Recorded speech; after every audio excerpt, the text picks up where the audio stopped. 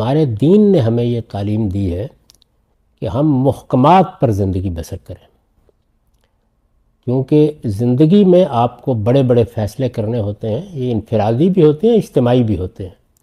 اگر ان فیصلوں کی بنیاد توہمات پر رکھ دی جائے یا محض اندازوں پر رکھ دی جائے تو اس سے بسا اوقات بڑے خطرناک نتائج پیدا ہو جاتے ہیں۔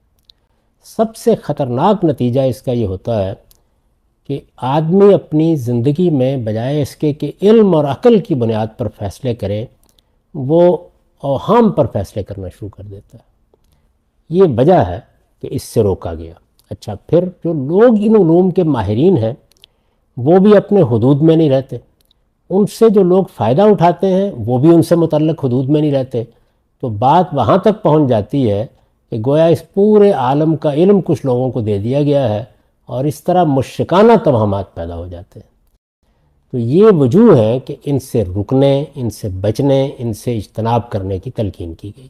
اس کو میں اسی اصول پر دیکھتا ہوں جو ہمارے دین میں سد ذریعہ کا اصول ہے۔ ایسی چیزیں کہ جو کسی بڑے گناہ کی طرف لے جا سکتی ہوں، آپ ان کو ابتدا ہی سے چھوڑ دیں۔ بدکاری کی طرف لے جانے والی چیزیں آپ ان کے قریب نہ جائیں، ولا تقربوا الزنا۔ اسی طریقے سے شرک کے قریب لے جانے والی چیزیں ان کے بھی قریب نہ جائیں۔